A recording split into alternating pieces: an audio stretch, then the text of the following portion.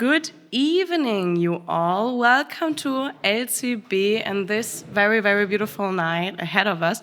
My name is Sophie. I am one of the organizers from the event tonight, side of Holzbring, Berlin. And I wanted to give you a quick hello from the side of Picador guest professorship. If you didn't know by now, the professorship is a joint project by the University of Leipzig, the US publishing house Picador, and the DAAD Artist Program here in Berlin, and also from Holzbring, Berlin. And the professorship welcomes Anglo-American authors every summer and winter term to live and teach in Leipzig. The guest professorship has been running for 20 years now, so since 2006.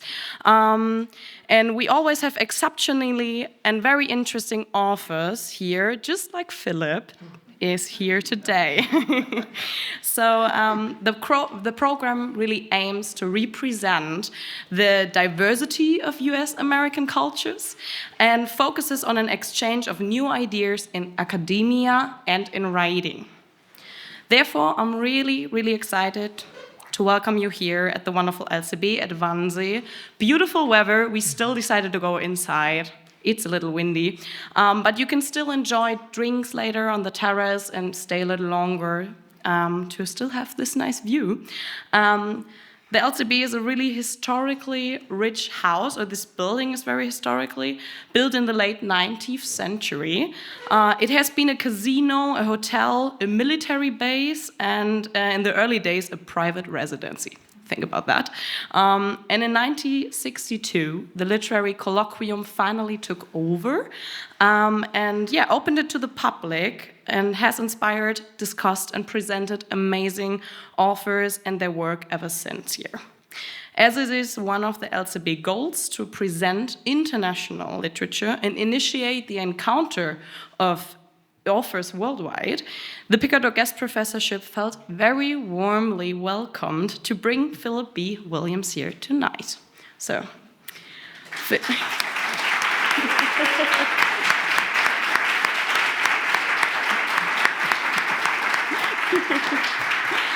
Phillip is the Picador professor of this summer term, and he just finished his teaching, I think, in Leipzig, right? No more courses. Yay. And Phillip has seen quite a few German cities too, as he's really famous now here. Oh, no. And he has done a lot of readings and interviews all over, and we are really happy to finally welcome you in the vibrant capital next to Leipzig in Berlin. So thanks for being here, Phillip. You will now experience an encounter of two really impressive intellectuals, writers, and professors on stage to explore the topics of Afro-Futurism and Surrealism, paradigm shifts, and world-building in literature. We couldn't have asked for somebody more hitting the nail as Natasha A. as a host. So thank you, Natasha, for being here. Her vita really is packed with expertise and experience as a communication scientist, as a sociologist, author, and editor, even curator and multimedia artist. And she's definitely a pioneer in Germany for her work and for the scientific approach on the topics. So, yes, give it up.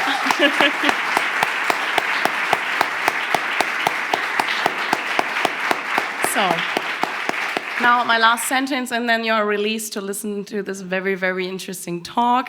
Thanks to our partners, of course, to Edith Magazine, a literature magazine from Leipzig. Thanks, of course, to the Literary Colloquium, and thanks to Thorsten Dönges and to Florian Höller, especially for making this possible tonight. And now, enjoy and buy a book later and let it get signed. Thanks.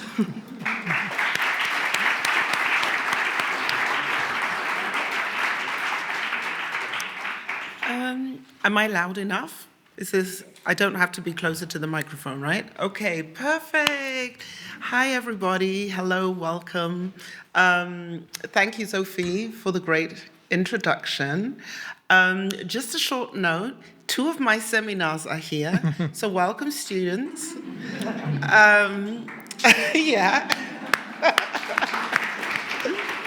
And just a heads up, there will be homework. You know the drill. So Keep your thinking caps on, let me put it that way. But I'm really happy to see that it is a full house in any case, and even more to be here with you. Now, Phillip, live and direct. We already had a short introduction of you. Born in Chicago, you're an award-winning author of 2 poetry volumes. Yes. No, I don't. I think we should make things visible. Absolutely. What actually the novel is about, right? So, and this is your first novel. Yes. Before we dive into the story, which is set in the 19th century, in the 1830s, in a sanctuary for the formerly enslaved, a refuge built on resilience, protection, and soul, 3 key concepts that we will be looking at today and highlighting today. I really want us to recognize that this is your first novel. It's Phillip's first novel that has been already translated into 3 languages, French, German, and Italian. And this is a great achievement for the debut of an author. So congratulations. Thank you. From the author. Yeah. Obviously, we've chosen different text passages that Phillip will share with you. But first of all, I really want to know, how are you? And how are you enjoying your stay in Leipzig? I am well. I did not know that mosquitoes were so vicious here. Are they? Oh, wow. Yes, because there's no air conditioning, and I leave the windows open, but there's no netting. And so they just come on in and they feast, and I just surrender to it. And the reason why this is so important to me is because I haven't been that connected to nature in that way because of screens, because of air conditioning. And so it reminded me of my childhood growing up in Chicago in the 90s, where we didn't really have that. I was always outside playing, getting destroyed by the bugs, and going out and playing in the parks. I live right by like an arboretum or something like that, a botanical garden. So I feel more connected to the green here, and there are birds outside my window every day till maybe 4 a.m. So that's, so they don't stop. But I feel really good. Leipzig is a beautiful city. It's gorgeous. It is, and once you get the chance, look at Berlin. Every quarter, every Kiez, as we say, has its own character. Yes. That, I think, is something to experience. And Germany smells very good. There's like that's interesting. It smells good. Because there are scented flowers and trees very strategically placed all over in certain places. Yeah. Interesting. You don't even think of these things. We don't even know how privileged we actually are to have scented trees in our streets. But you're teaching, as Sophie mentioned, 2 courses in Leipzig, not any courses. And I think it's also important to mention both in creative writing, one on folklore, magical realism, and surrealism, and a poetry class on grief. Yes. In which way are these topics actually connected to your novel? Yeah, so grief is a big theme in the book, particularly grieving of an old self. So not necessarily death as we know when someone passes away, we bury them, go through the rites of the ceremonies of that, but just also no longer being the person that you once were, and grieving, even if that person was connected to trauma, still there's a process of having to surrender to that person no longer existing to make room for who you could possibly be. And the new relationships that a lot of the characters are able to build, they're also able to lose them. And so learning how, with free will, with freedom, to navigate through that space of romantic loss, platonic loss, spiritual loss. And then the book itself is folkloric. It has been called magical realist. I call it Black surrealism because of the way that I see Black dreaming as happening. This refuge, this protected by magic environment is the dream of the character Saint come into fruition. And so for me, Black surrealism is thinking through the Black imagination as it comes to supplant or take over the reality that usually doesn't have space for that kind of Black living, that kind of Black thinking. Mm-hmm. This has also a deep connection to German history, actually, because we're in such a historical building. We're just going to make that connection to Sigmund Freud's psychoanalysis or the psychoanalyse, psychoanalysis. I haven't said that in English in a very German way, but okay. I just wanted to mention that because I do think there's a difference between surrealism as we know it in a German context from the 1920s and Black surrealism, which you already mentioned, which is very much portrayed in your protagonist, in Saint, which is who is a complex figure, a liberator, creator, and a force to reckon with. Let me put it that way. In which way does Saint embody your idea of Black surrealism, or did you really even use her to transport the surrealist idea? That's a great question. Because I think what happened is after I finished reading the book, I realized what it was doing, particularly in my life, what it did for me, and the conversations it was having with some of the friends and scholars that I met, particularly Dr. Lerone Martin. He was at Washington University, St. Louis, but he's somewhere else now. I need to email him and see, because he did a lecture when I was in graduate school at WashU about Dr. Martin Luther King's I Have a Dream speech. And what he was saying is that was a surrealist moment because he was talking quite literally about this dream that he wanted to become a reality, and what were some of the things that he had to manifest in the real world in order for that dream to no longer remain a dream. And Saint is someone who isn't always sure as to why she's doing a thing, but she knows it's important to do the thing. She gets messages through dreams, but a lot of it is intuition. A lot of it is just a spiritual feeling of it. I was just going to ask, what ignites her, what pushes her on? Can you give us a short description before we are going to go into the text and read? But this intuition, what is it actually? Because I think it's something untypical German, I would say. People are not very, driven by intuition. They're very structured in a way. So that's why I'm asking, can you dive into that a little bit more? So she sometimes will hear what she believes are the voices of those who are still enslaved. And she follows those voices to the location so that she can free them. And so it can be a spiritual inkling, like there's just a spark of knowledge that happens to pop into her mind. She doesn't always remember the source of her powers, her conjure, so to speak. But yes, a lot of it is spiritual work. Are these spirits talking to her? Are they the voices of those who are still living, whose very yearning is summoning her to them so that she can free them?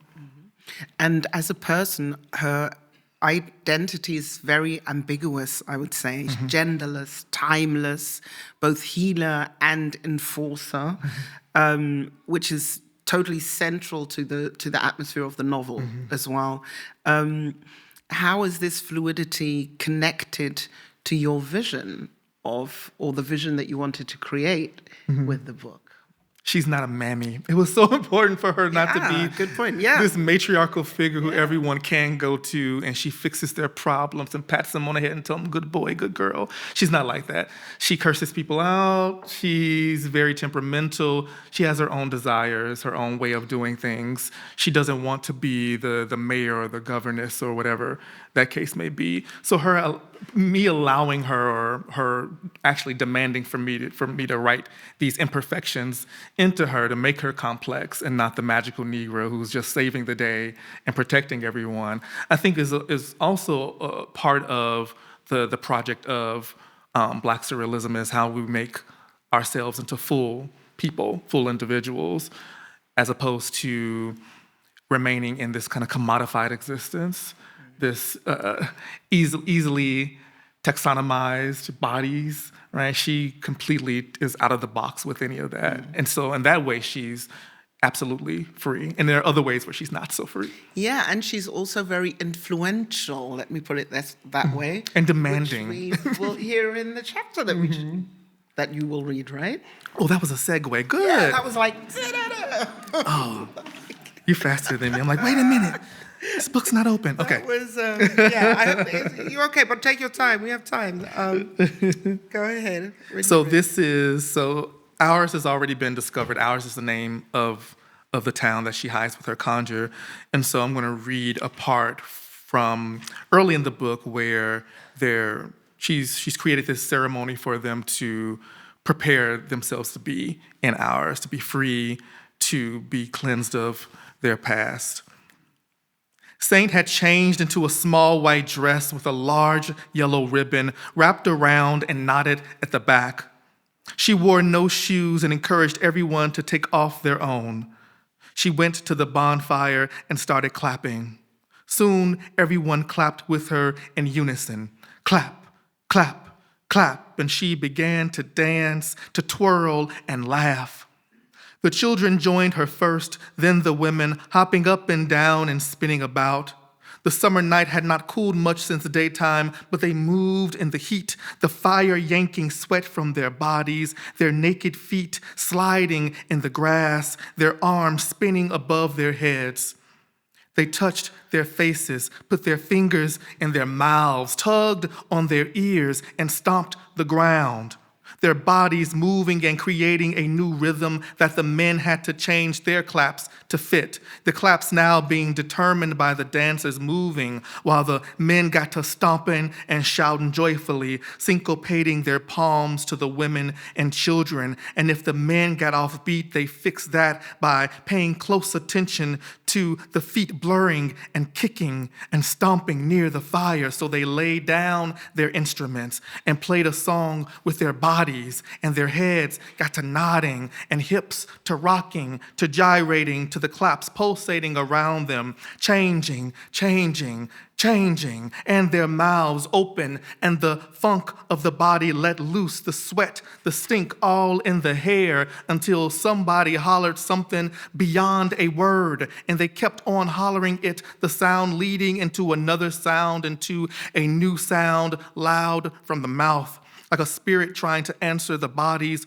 or the bodies trying to answer the spirit that wouldn't be contained, as their legs kicked and their heads rolled until their movements spoke in tongues, and the throat got to letting out a moan here and a groan there, and the sound of pain left their flesh, while their muscular bodies and their thin bodies and their fat bodies and their sickly bodies glistened in the fire, and every child screamed as they jumped and spun, and every man clapped, moaned, and testified with their feet to what sounded like it hurt so bad, had to have hurt them so bad, coming up out the body, out the burning wail of the throat, out the wet of their spit, wailing, lifting up from the bodies now, contortion flexed and contracting on the ground, eyes fluttering in their heads, the body creating a new way of being, a new way of thinking, creating a new knowledge that belonged to them.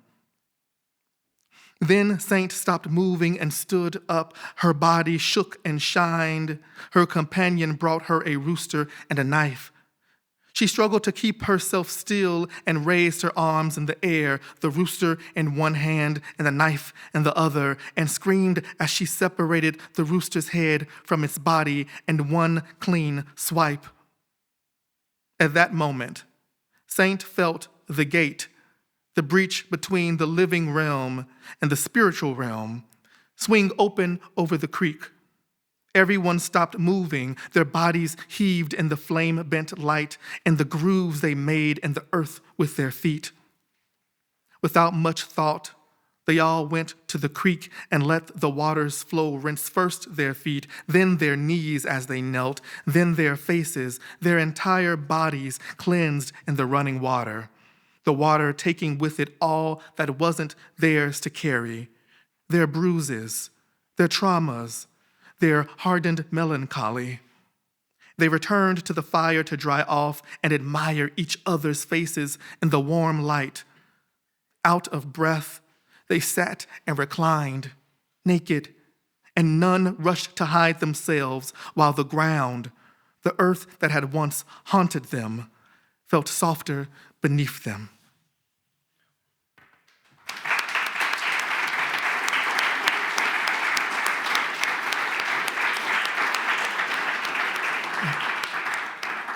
Wow. I have the feeling, before I dive into that, you reading it gives the whole text another dimension, a whole number. Like, this was, I don't know how you were feeling, but I was in a performance right now. I was like, wow. I was like, it literally came to life in a complete different way. You know, when you're reading it yourself, and I told you this in our pre-talk, when I was reading, I already saw it as a film. So if there are any filmmakers here who want, need the new Hollywood buster, and I will not be surprised if it does become a film, because there were so many scenes where it literally took me into it. And now hearing you read, now I know why. It just oh my God, so beautiful. So thank you. Okay, I just have to say that before I put my professor glasses back on. Get back into it. There was one quote that inspired me especially, and I wrote that one down. I quote, "A spirit trying to answer the bodies, or the bodies trying to answer the spirit." There was so much both beauty and danger in this moment.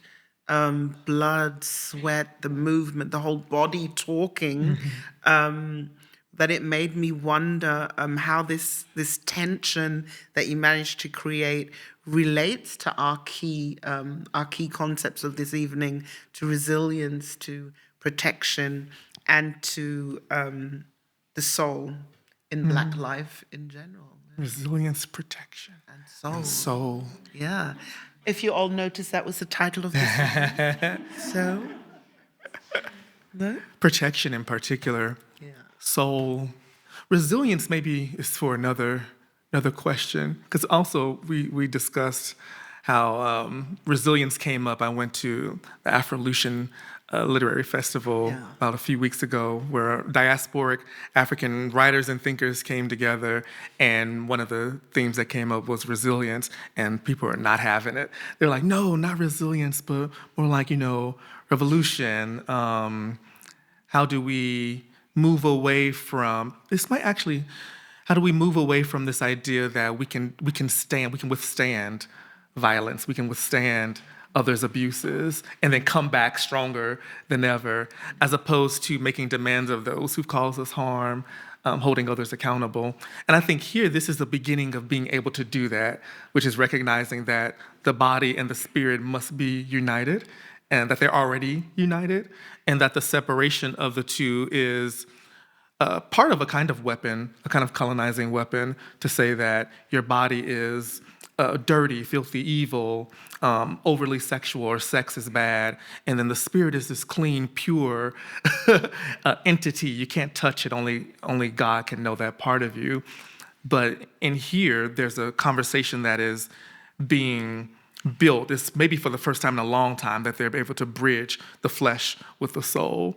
And I think that is one of the first necessities that have to happen, which is, how do we recognize ourselves as being whole in body and mind and in this idea of soul, and then other ways of how do we protect that newfound combination, and how do we move, if we're going to begin in resilience, how do we move from that into a kind of revolution, which doesn't necessarily mean burning everything down, but that could be part of it. But it means to turn something around, to make it not what it was. Yeah, I was just going to say, what does it actually reflect, or how does it reflect Saint's power also of how she leads and guides this community, and they follow. They follow. We'll hear a little bit more about that later, if they all follow, but I don't want to spoil too much. But it also reflects your notion of Black surrealism as well at this point. And especially, I was also asking myself the function of magic in ours. Because when we say magic in Germany, and then people mentioned voodoo, then everybody has this very colonial understanding of what voodooism actually is. Can you explain maybe a little bit more what the function of magic is in this? It reaches far beyond a ritual, right? Yes, which is why calling Saint a conjure woman is by it's just to simplify it. She doesn't know that she might be something else, but the way that she navigates through the world, part of it feels as though it is conjuration, which if we think about hoodoo, voodoo, candomblé, santeria, all of these are built in some way from diasporic African traditional spiritualities, whether it be Ifa or thinking through where voodoo comes from, which is Vodun. So we get Benin. I didn't know this, but I was reading something that said there are also some parts of Nigeria that had Vodun practices. So I'm still, learning as I'm going through it. And with her being called a conjurer, that for me is symbolic of how she's trying to bring everything together through this magic, which is really just an understanding that we are united with the world. We're united with the elements. We're united with the earth. Again, we're united with the spirit, with the living and the dead. And so she's a practitioner of this conglomerate of all of these spiritual practices. And she's not the only one, but she's the most powerful one who does that. But she's a symbol of what is possible when that conversation between all of the different parts of the African diaspora can unite.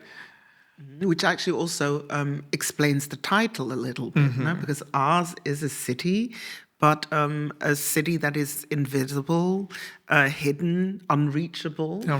By outsiders, and protected by this architecture of magic, if you so. And everyone has their kind of magic too. Saint isn't the only one. I almost spoiled it. See, it's hard to talk about a book like this because it's got a lot in it.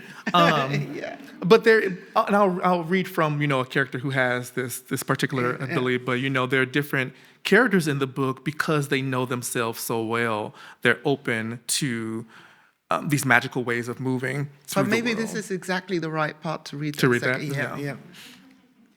Well, do you know? And so this is later on in the book. I didn't turn right to it, but chapter 10, Frances and Joy. I might read, because it's a shorter chapter, I might read all of it. If not, I'll just stop when it's suspenseful. You want to hear all of it? Yes.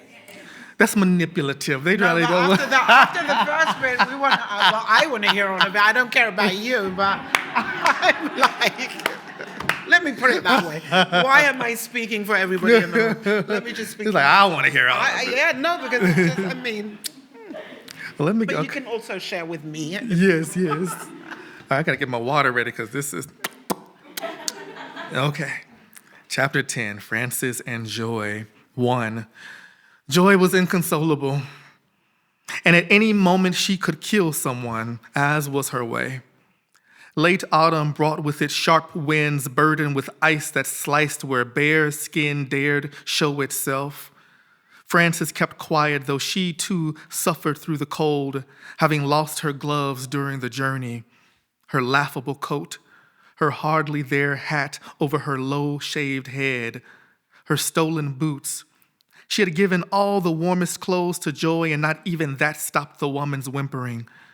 Despite the freezing weather, Frances's wide smile dropped its half-moon over Joy's agitation. This was the longest they had been without shelter, and they were both grateful that the snowfall had become lighter. But the Illinois wind carried knives, the cold's frenzy unfamiliar. Traveling through Mississippi, deranged with swamps and red dirt that pounding rain made slide like blood down hillsides, had nothing on this desolation. Tree branches blanched with snow weighted by it, so much so the boughs cracked and dangled from the trunk. The sky, a confusion of gray, showed more like a painting depicting a sky. The motionlessness above instilled below the same impression of stillness. Frances, tall and gangly, squeezed Joy's thin shoulder, and they kept moving. The Revolutionary War had ended almost 80 years ago, yet about 50 feet ahead of them paced a soldier in a near-perfect uniform of the Continental Army, white buttons so clean they tossed back the brightness of the November snow.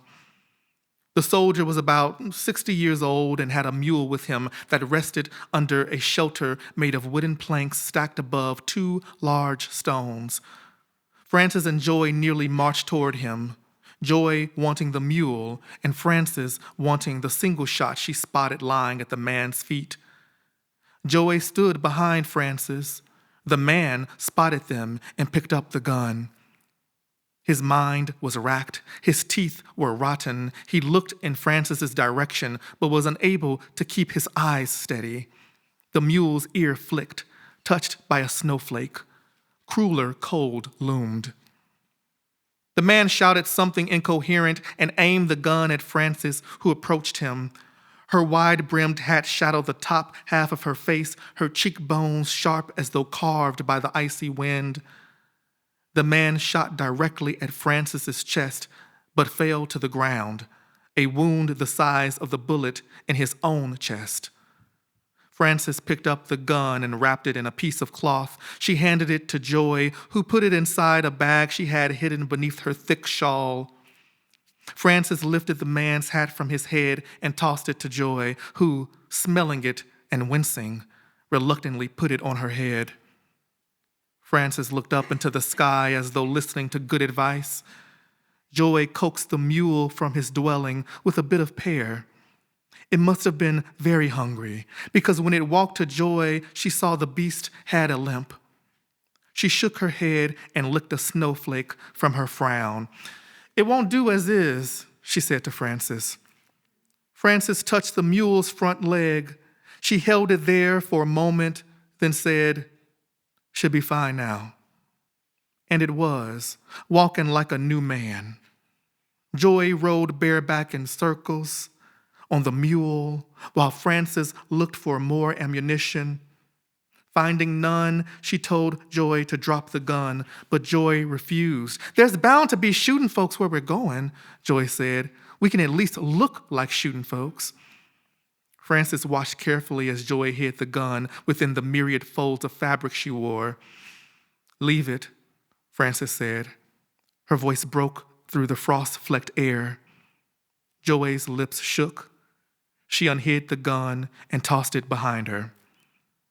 The two headed northwest to where Frances said she felt pulled, a tether cinched to her chest and leading to an unknown destination.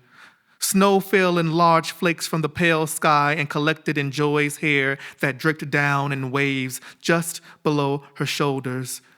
She looked like a bride who abandoned her groom and a few other lives all at once, decked out in several gorgeous shawls, still carrying the perfume of their prior owner, a patchy fur cape, and the dead man's hat, every piece of her improvised wear taken from someone else. Her honey-colored eyes cut through the snow like a cat's mid-hunt, and she squinted more from unhappiness than discomfort. "We go this way, we'll be close," Frances said, pointing. "Close but not there. Close still, and still not there." Frances ignored Joy, who sighed and scratched her sinuses, mumbled something ornery under her thin voice, or curled up the corners of her mouth, which Frances couldn't see but assumed Joy was doing anyway, as it was her way. When they reached the Mississippi River, they looked for a dull light said to be floating over the water. They had snuck onto plantations as resting points as they made their escape, staying with enslaved Africans whom they offered to bring with them, but were told, "Not this time," which meant, "Please come back when we are ready." An elderly enslaved cobbler told them the story about a woman who freed all the enslaved Africans in several plantations and led them into the river, each and every one child, so the water could take them back to Africa. The cobbler told them the light they needed to look for belonged to the spirit of the woman waiting for anyone who wanted to join with their people. But an enslaved cook said she heard the woman was an enslaved African who killed everybody on the plantation because she lost her good mind and only had the bad one left. She killed others who were slaves and their so-called master before escaping on her own into a thick delirium that drove her straight into the muddy waters. As a thank you to the cook, Frances barged into the big house. Gunshots rang. When she came out, she told the enslaved cook, "Well, looks like Massa dead. Wife too, shot her then himself." She then went to each overseer and taunted them to shoot at her, and they did, and each died right there with a bullet wound where they had aimed at Francis. You should bury the overseers, but leave the man and wife in the house just as they are. If somebody come looking for them, the story will speak for itself. Hopefully by then, y'all be gone. At the tip of Illinois, a freedman Francis and Joy stayed with during their journey relayed a story about which a witch woman come to free all the slaves across the river and set up a town in Missouri. He told them to look for the river rider to take them across. In this weather, Francis and Joy knew the river rider wouldn't be out for long, if at all. They had nothing else to do but wait for the rider's light or their deaths in the cold. The mule bayed. Joy sneezed. Francis grabbed onto Joy's leg and lay her head on her thigh. Their faces stiffened as though beneath the skin an inner rage hooked the fat of their cheeks and pulled back. Francis had not eaten anything for several days other than stale bread, old cheese, and fruit, which half the time gave her gut-splitting cramps. With the weather this bad, they feared the water might freeze over before they reached it, but they heard the river's slurred speech summon them from down the way. Looking out, white flecks of snow descended nearly straight down until a wind angled them into blinding slopes. Seeing far ahead, far across the river, became unfeasible even for Francis, who searched for the light she assumed easily mistaken for hallucination, its small glow floating over all that soon to freeze water. When the orb of light finally appeared, Joy and Francis waved their frost-bitten hands in unison, right arms up and moving back and forth like small trees manipulated in an indecisive gust. They rocked that way for a while, hoping to attract the river rider. The orb of light grew brighter, and the sound of something moving in the water grew louder. When they looked out, squinted a bit, they saw a small figure with a lantern tied around its neck. It paddled on one side, then swooped the oar through the water on the other. Once the raft reached them, they saw the figure was child-sized and wrapped in a thick, dark red fabric from head to waist, only his eyes exposed. He wore black trousers that seemed so thin as to offer no warmth at all, and wrapped around his shoes was the same red fabric tied at a knot around the ankles. A black bead necklace looped around his neck down to his navel. "Two?" the river rider asked without uncovering his mouth, though it sounded as clear as if he had spoken into their ears. Francis nodded. The river rider counted a second time. "No babies?" Francis shook her head. "Mule can't come," the river rider said, and prepared the raft to disembark. Joy, in a dense silence forced upon her by the cold, stared at the river rider who, swathed in the color of blood and tar and oaring across water that could kill a horse within minutes, could have been no more than 11 years old. She hopped off the mule, gave it one more pear, and kissed it on the nose. The river rider nodded, and the three traveled across the stiffened river. In the raft's wake, ice forced apart by the oar and the raft's flat body gradually reformed until it seemed nothing had passed through at all. Francis heard ice cracking in the water's darkness as miniature floes caked in close behind them, ice that had been sundered reuniting in the drift, while the oar that dipped and pushed through the freezing water bore no lasting consequence. Their journey across a split in the earth called the Mississippi River was a kind of merging of the land itself that slushed in the silted and muddy waters, as though to keep a promise that it would indeed reunite those two sides of the United States, where like a plague, colonizers ravaged the nation in utter disregard of those who had been there prior, those who in the wake of Europeans vanishing before their eyes to become this new thing altogether called white, found themselves diseased with smallpox and scriptures, overhunting, and a greed made manifest, a living haunting that reshaped and voided out forests more ancient than them all, and possibly older than the river. wide-hipped, and unenchanted, which is all to say, save the three of them, there was no life there. I'll stop there.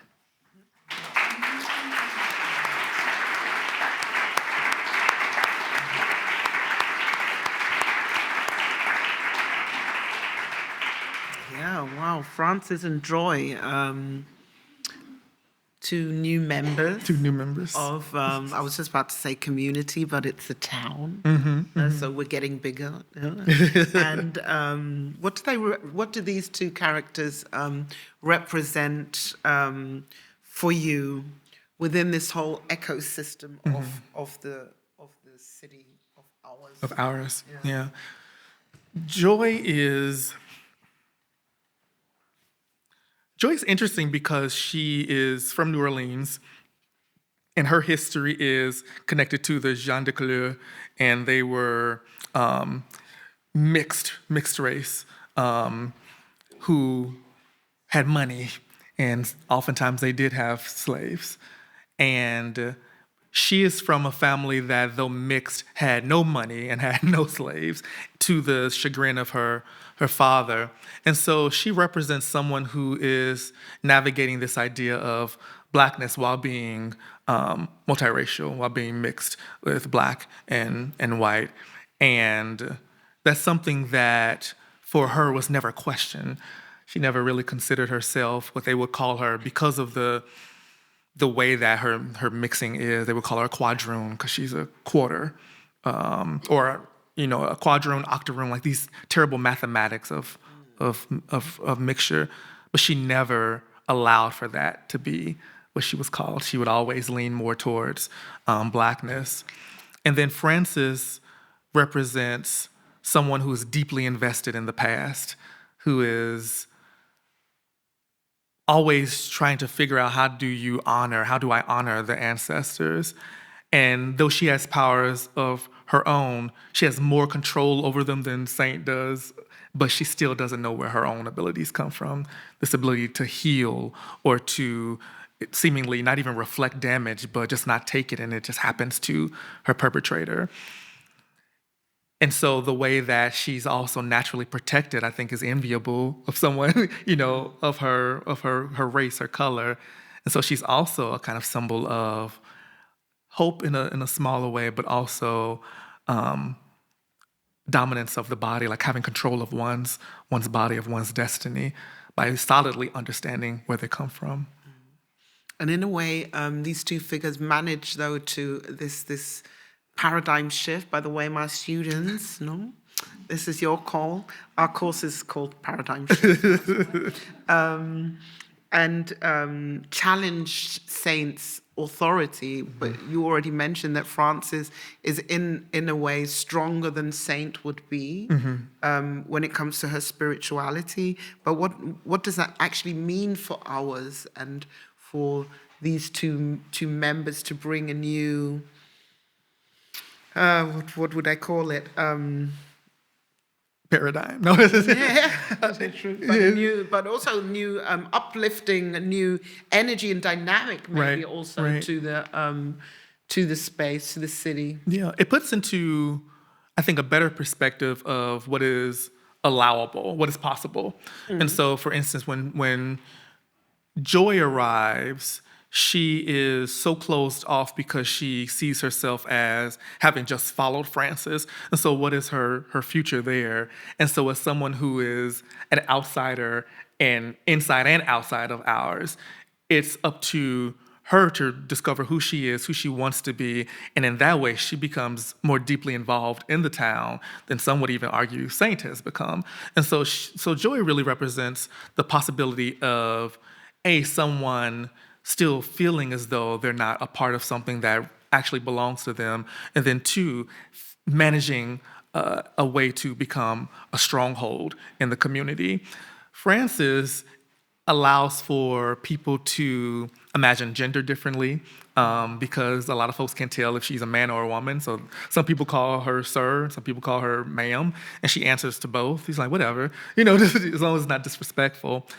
And because she challenges Saint, there's also a way that what protects ours comes into flux. And so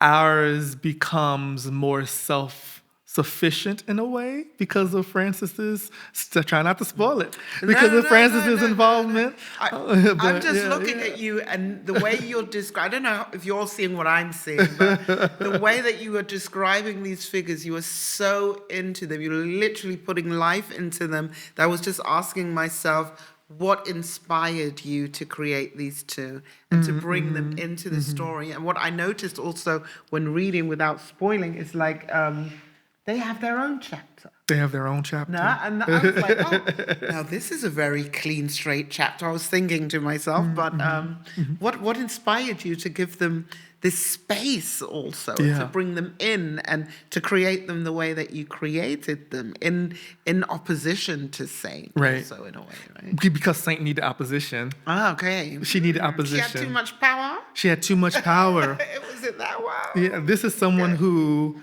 and this is early in the novel, so you'll be all right. She can pull like black powder from a bag and blow it onto something and it catches fire.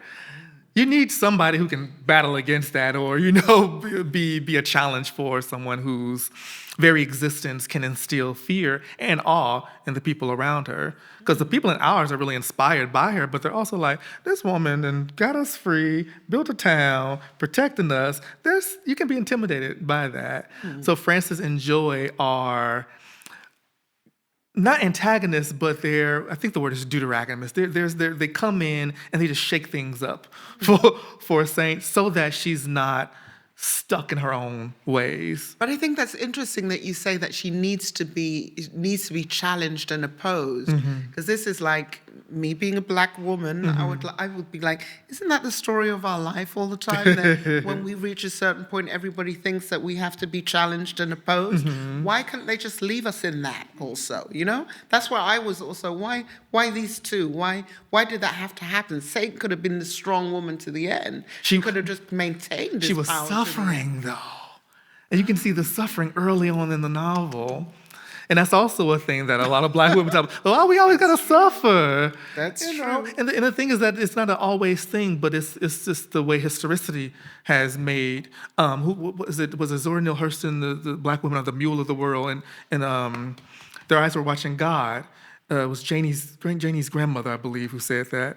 And it's also part of why I didn't want Saint to be this mammy figure. So there had to be someone who kept her from being so involved that she couldn't evolve in the story on her own. She couldn't go back and process her own memories, her own trauma, so that she can, again, have her own kind of freedom from being the watcher of the people of ours. So is it like these two, Francis and Joy, creating a safe space within the safe space of ours?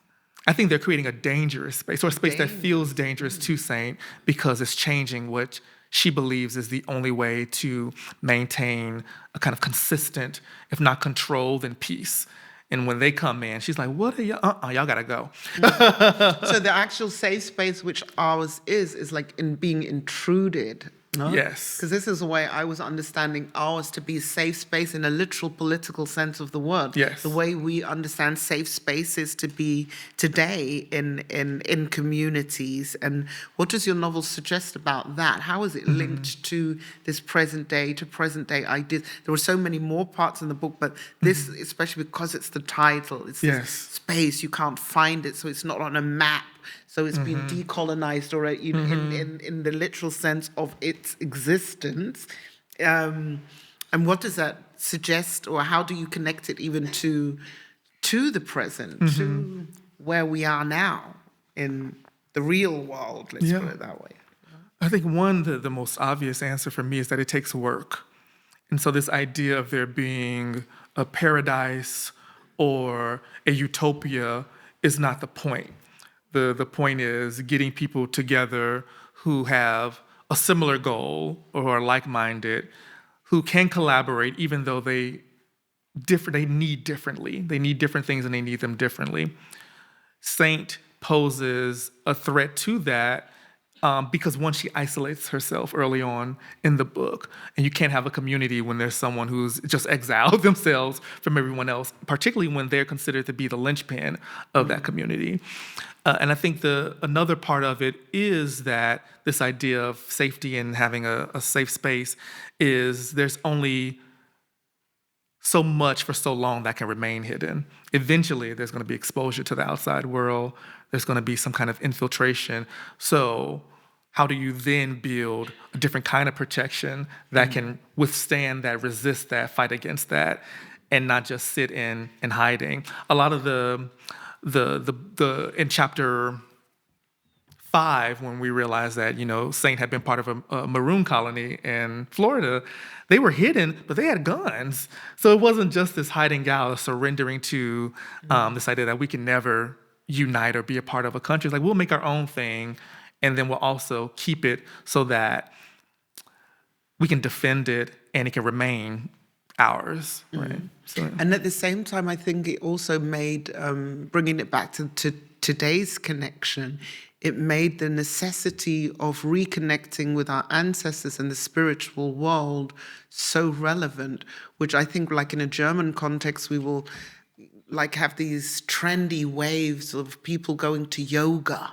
No, because you go to yoga and then you eat vegan or vegetarian food. But it literally stays this kind of pop culture idea. yes. And the book literally dives in and explains to you why you have to reconnect with your spirituality. Yeah.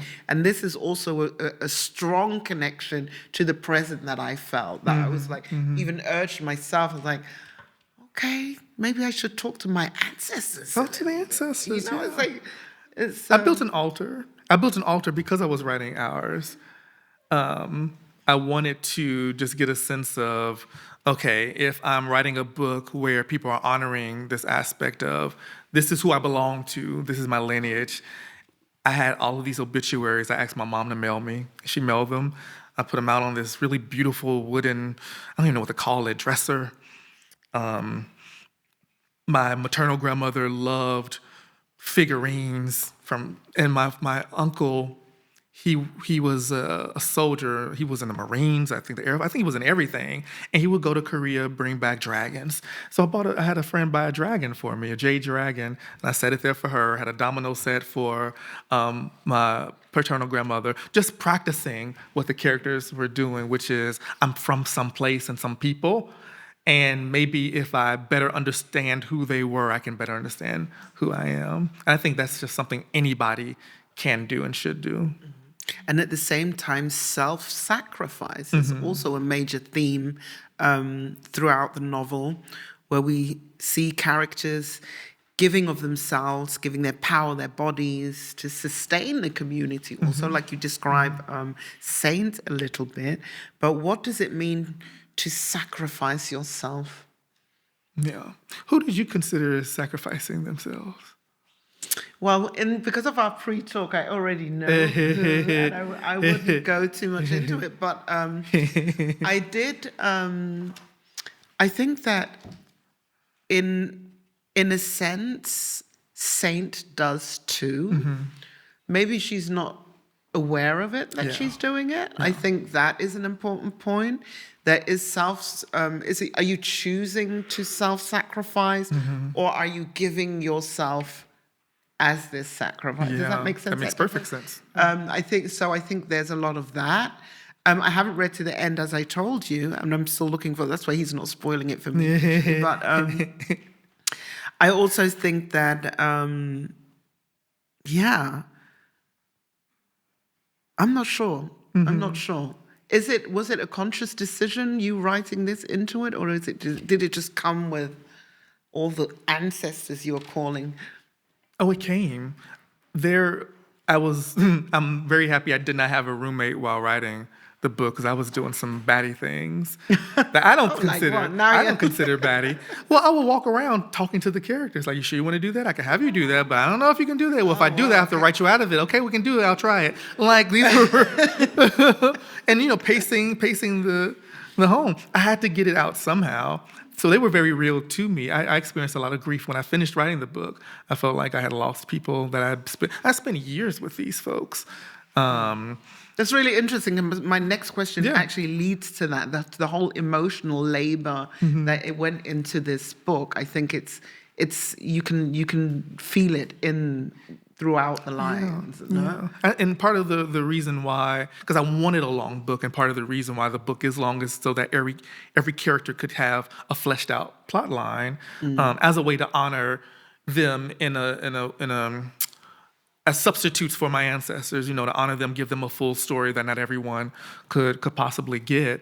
But I wanted to go back to this idea of sacrifice, I think, because self-sacrifice. Self-sacrifice. I mean, we started off with the chapter of her sacrificing the rooster. rooster. Yeah. I'm not talking about that. It's really the self-sacrifice that I think that is also a major theme, that a line running through.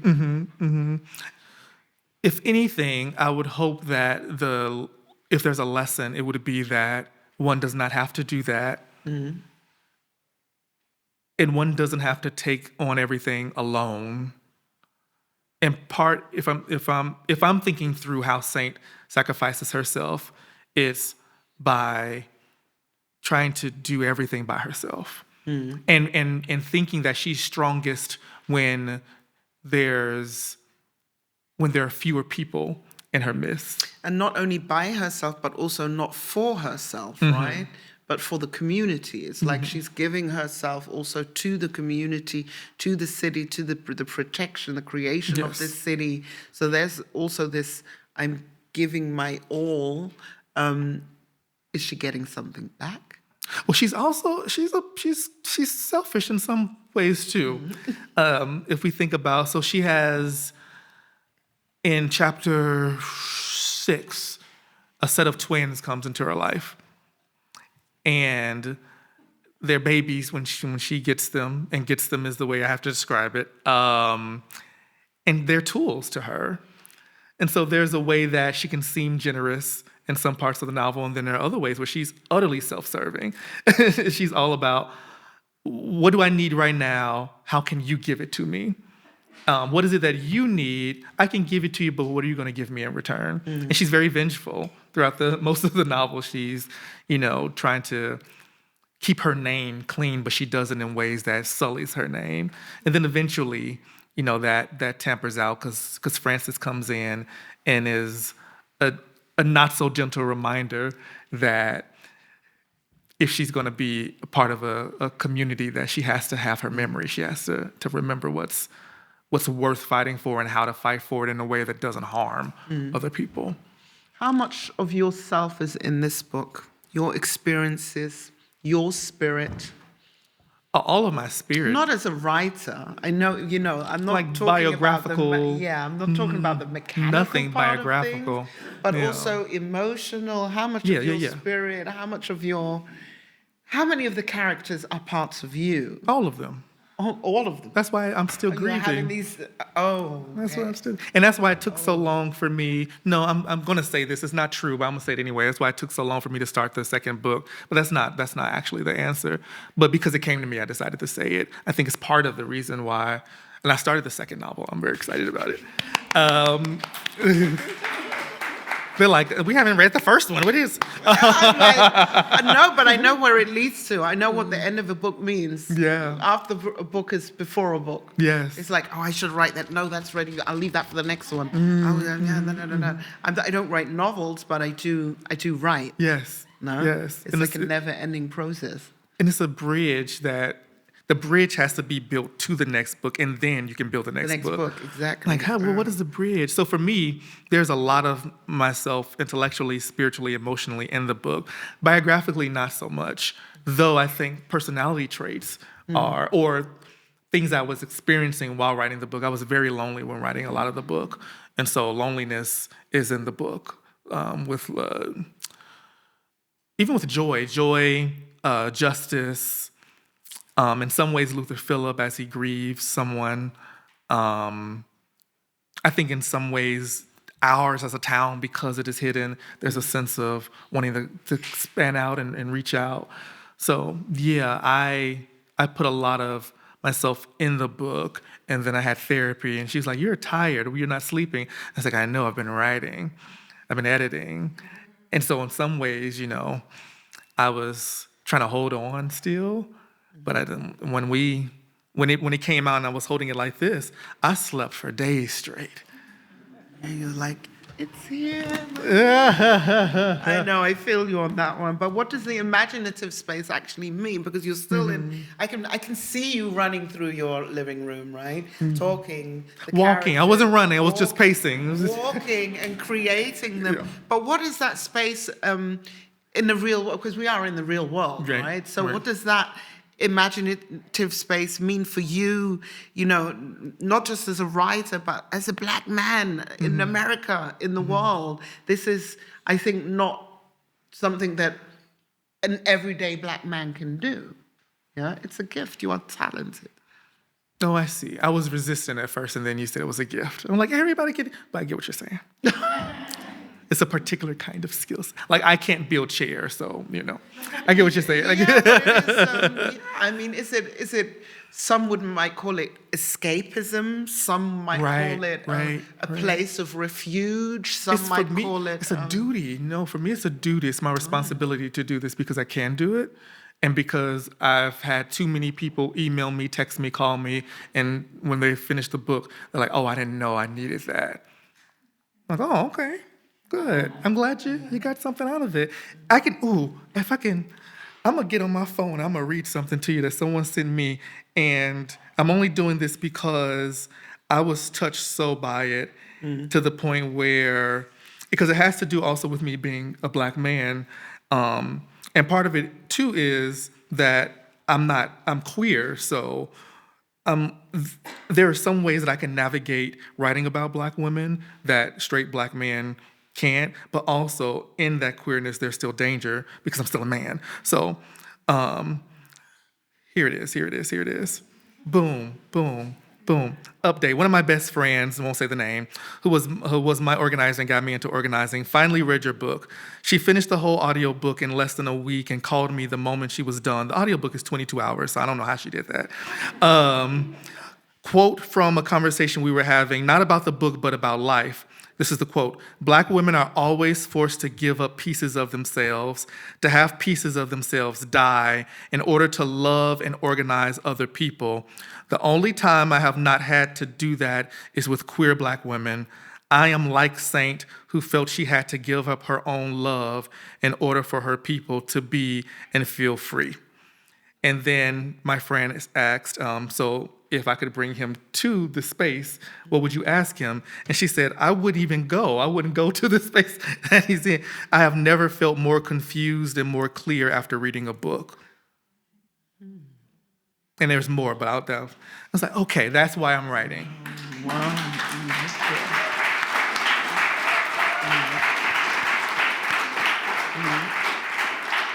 But you took me there as well, I have to say. Earlier on, I was already imagining, I'm a very visual person, so I was already imagining the film on the horizon, the dusty, Western-type scenario, and me arriving at this place where I'm like, oh, finally, I made it, you know? It's like a destiny also, in a way, of a place free of all these isms, of all the racism, sexism, capitalism, in a sense, and guided by spirits. I think we can definitely do with a lot more of that, especially the whole thing speaks clearly to Black history, to memory, to future making.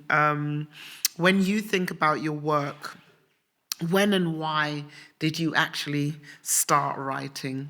And who do you feel like writing alongside or writing toward? I always wrote. I was writing in first grade, and it was a shock to my teacher because I was writing in dialogue and didn't know what a dialogue tag was. And so it was just these, you know, the people talking.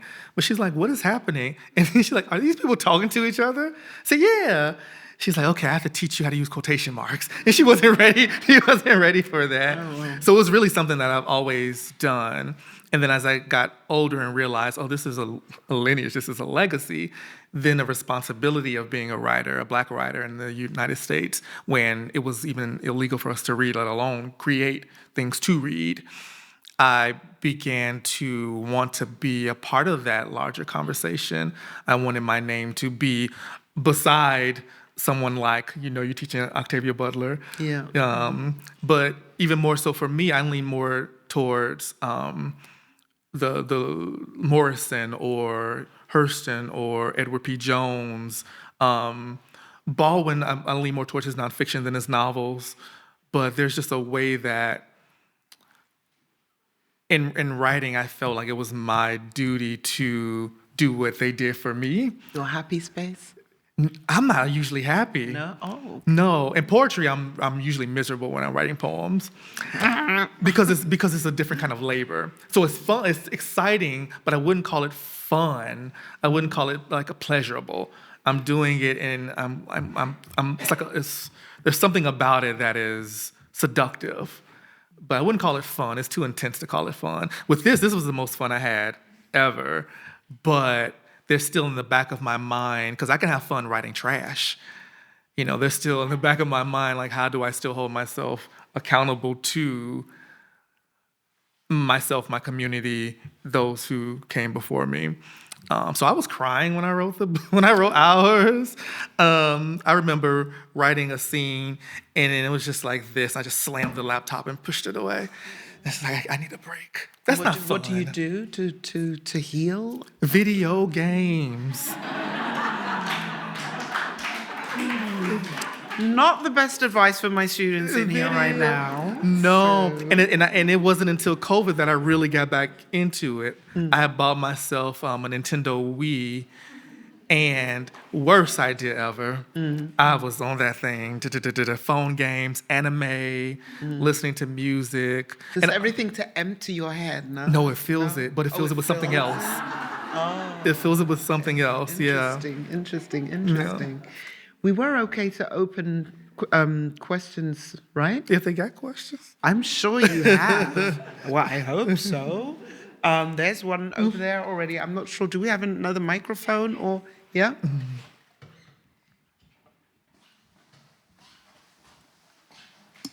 Hi. Hello. Thank you so much. The book was very emotional for me because I'm half German and my father's from African American from the South, so it was very, very beautiful for me to read your book.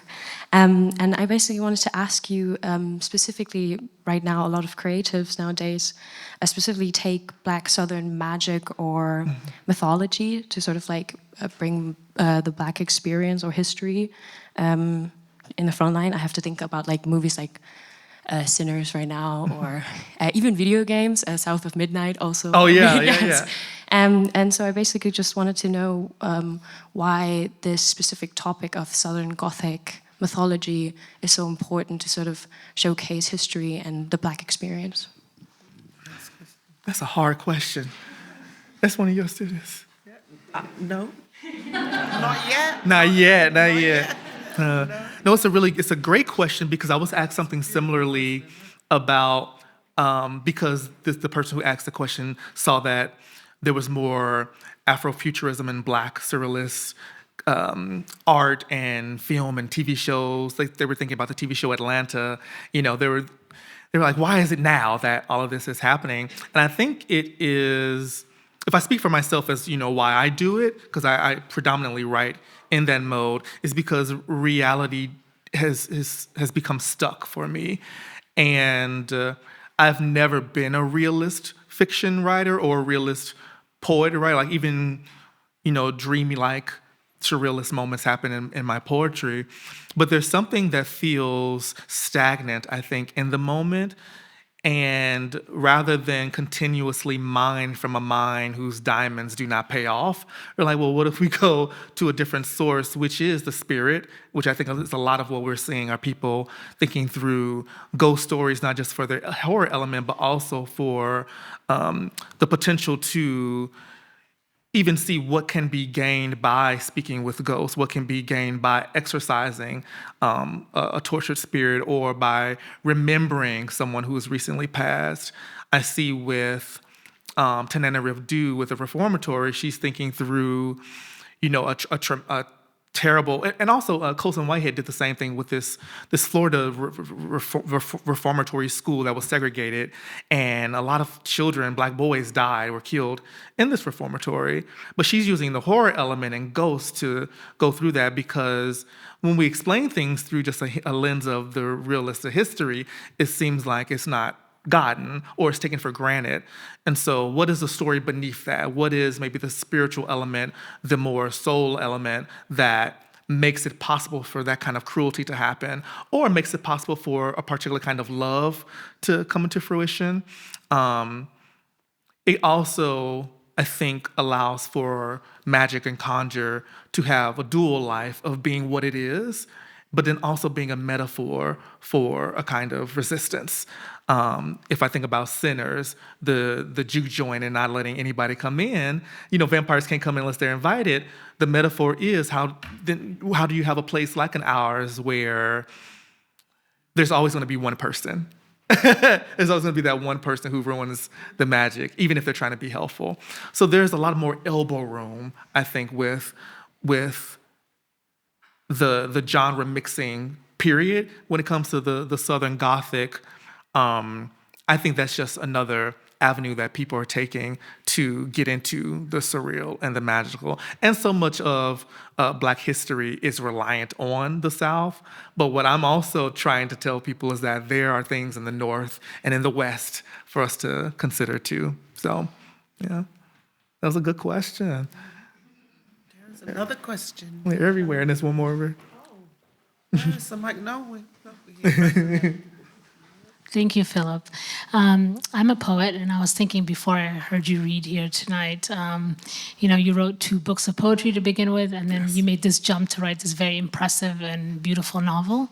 Then I heard you read, and I could see definitely the poetry in your first reading, and it made a lot of sense. But however, I would like to know the process of how you went from writing poetry to such a long novel. A long novel, yeah. I always wrote both genres at the same time, so there wasn't a jump. It's just that poetry is quicker, and so those books came out earlier. But yeah, I studied poetry in undergrad, grad school, and that's just what I predominantly teach that. But with fiction, I always wrote it as I thought, it was like, okay, so the novel will be my moneymaker, but poetry is really the thing that, and it just didn't work out that way.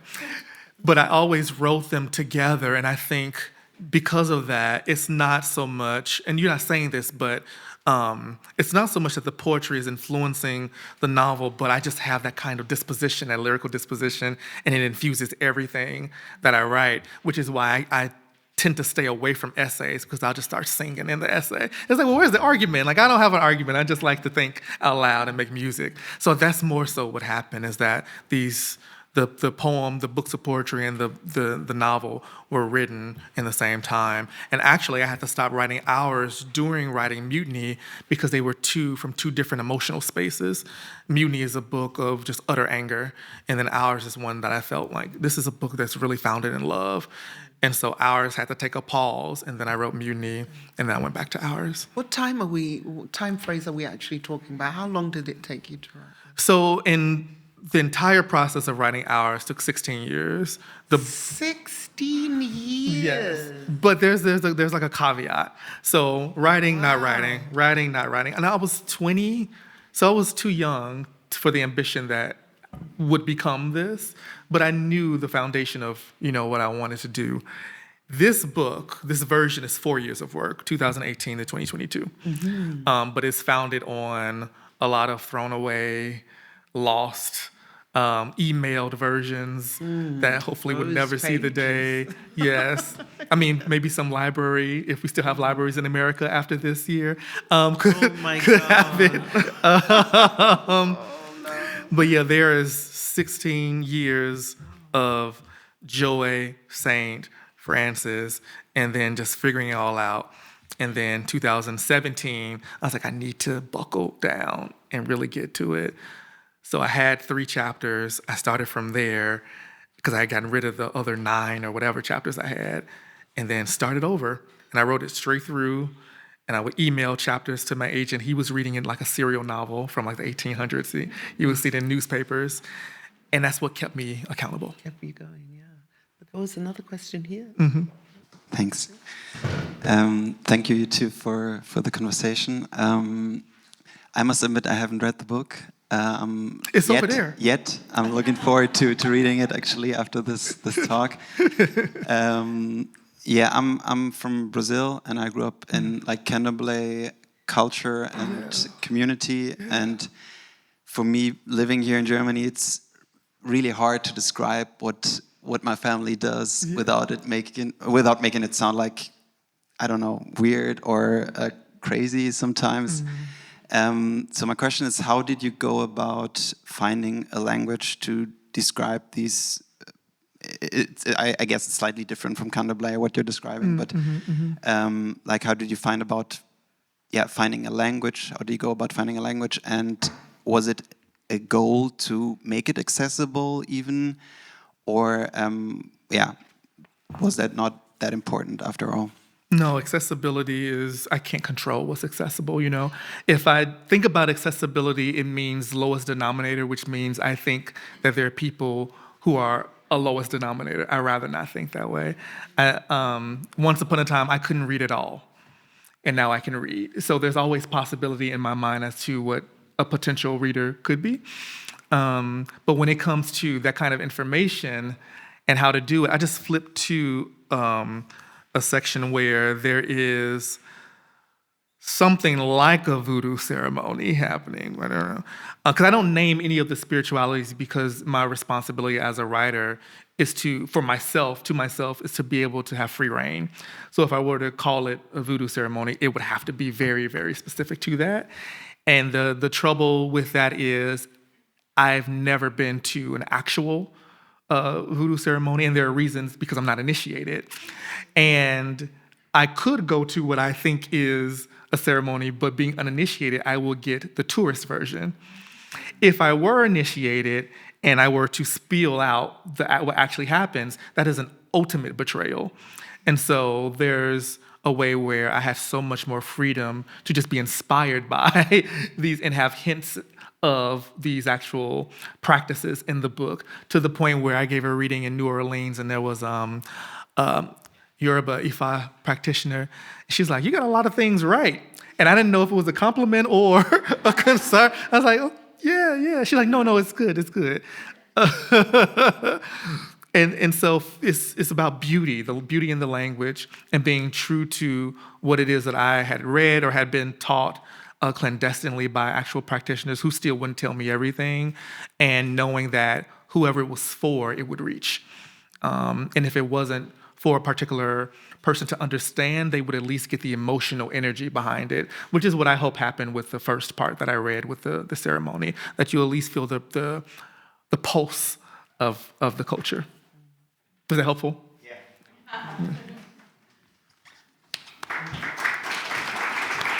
There's a hand way in the back. And here also. Yeah. Two more here. And then way in the back. Yeah. Hello, yeah, I enjoyed your reading and your explanations very much. But I was wondering, you mentioned Toni Morrison, and when I came for the talk because when I read the description, I thought of Toni Morrison's Paradise. And, nice. And probably not the first. Probably there are other people have pointed out. You have a kind of utopia. You have a somewhere else, which is not accessible to white people, and you have women characters who have supernatural abilities. You have people sacrificing themselves and so forth.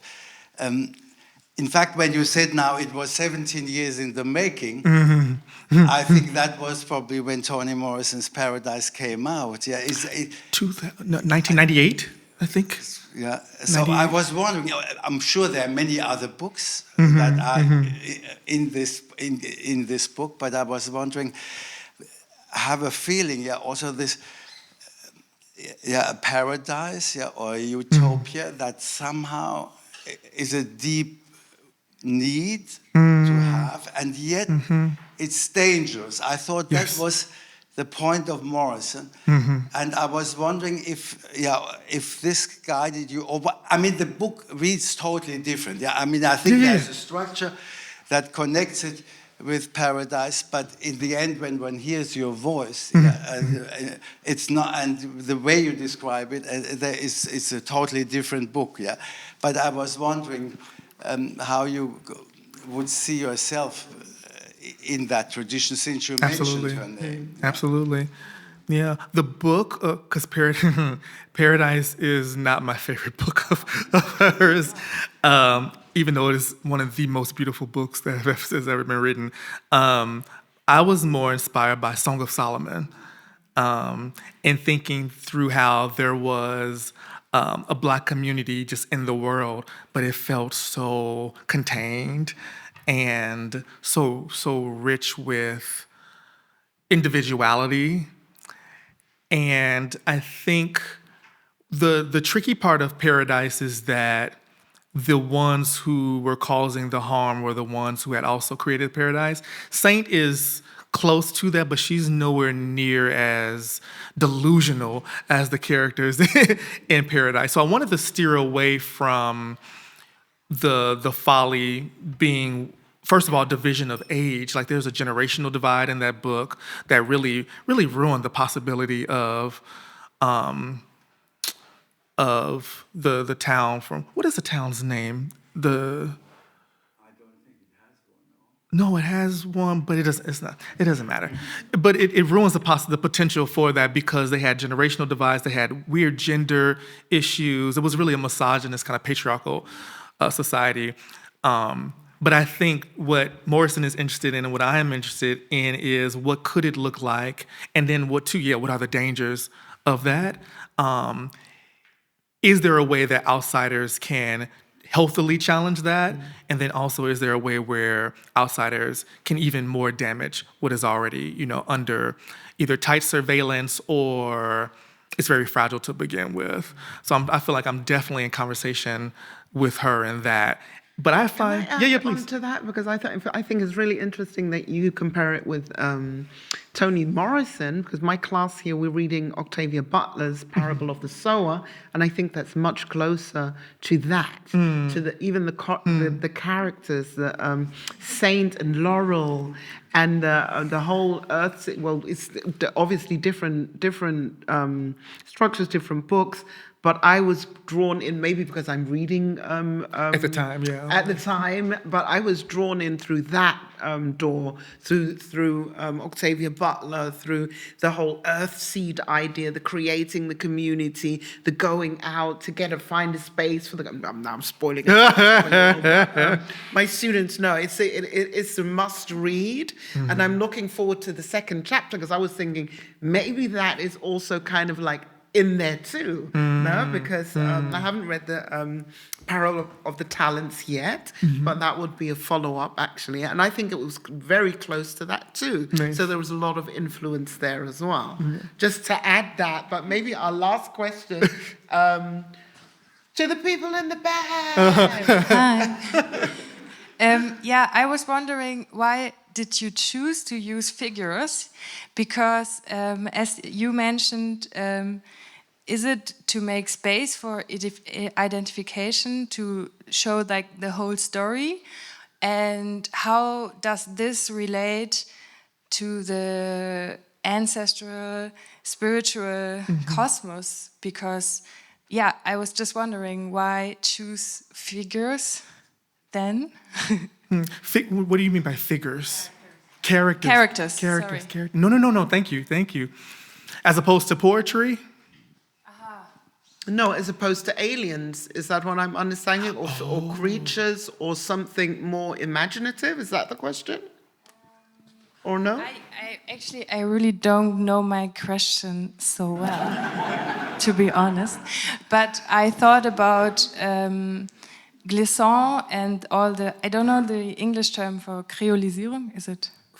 Creolization. Oh, creolization. And the meaning of maybe going back to identify and the meaning of the wideness of spirituality, and maybe to become something bigger, wider. And then I thought, what as a term as a writer, why choose like proper characters instead of maybe, and I don't mean it in any way as an offense or something, but like different voices or like plants speaking or the wind. Yeah. Which is really like the fable versus, why not go with the fable or more of the folklore? That's a good question. Because I don't even know how to begin. I think part of it is because I see myself as someone deeply interested in being in conversation with real people who do not exist. I don't know how to make that clear.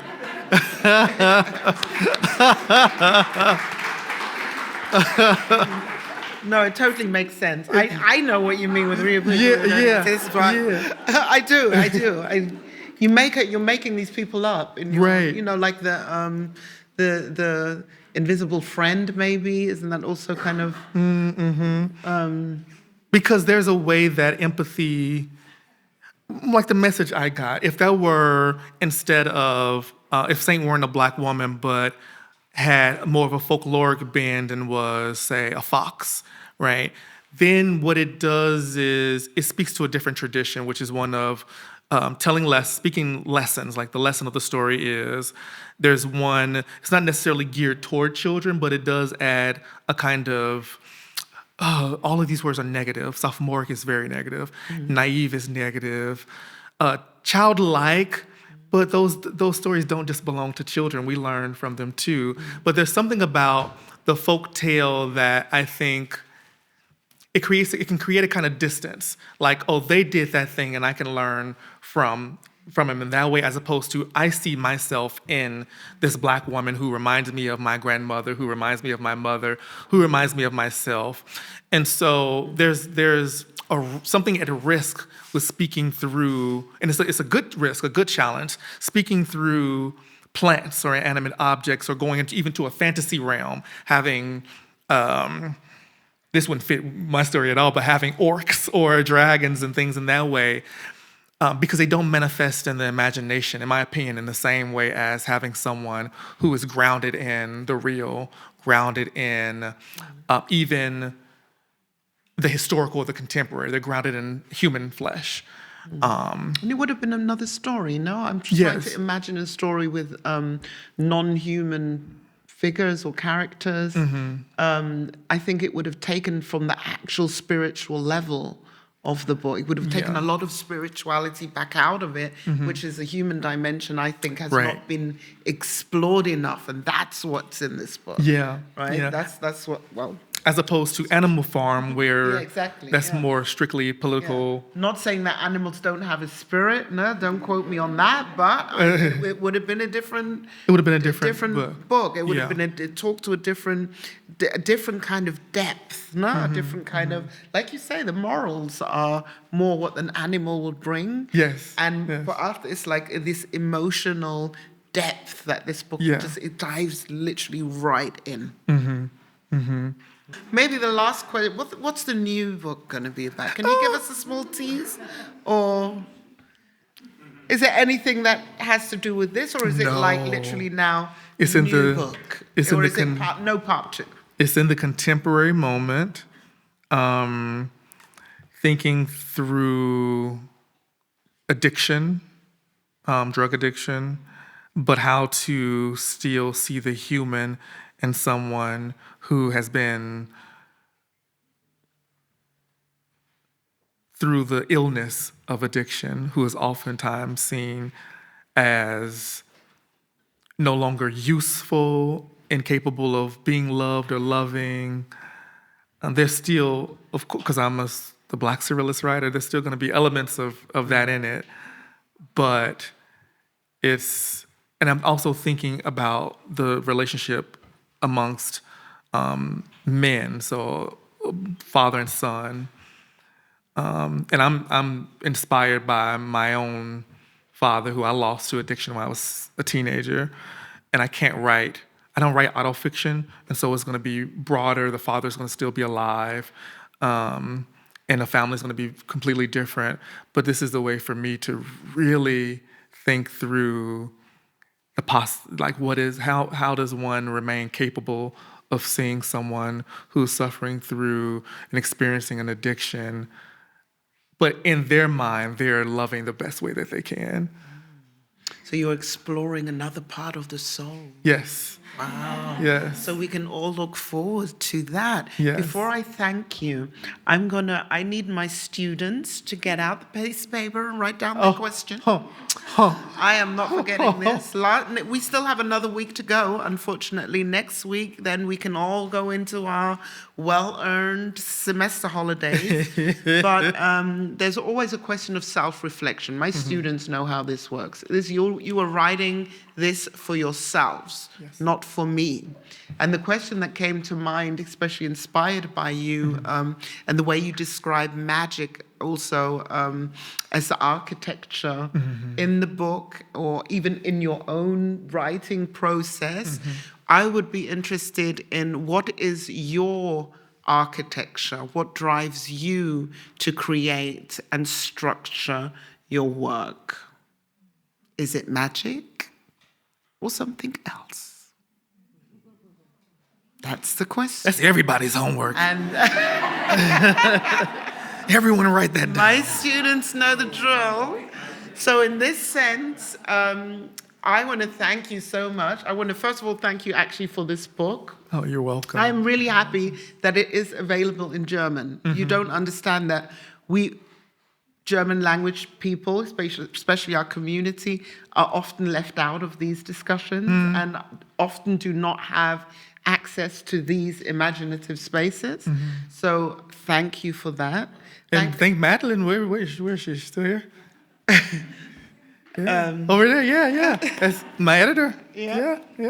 Thank you for that. Thank you for the story. Thank you for you. Yeah. Thank you for your soul and the beauty of character, as they say. Thank you. And thank you. Thank you.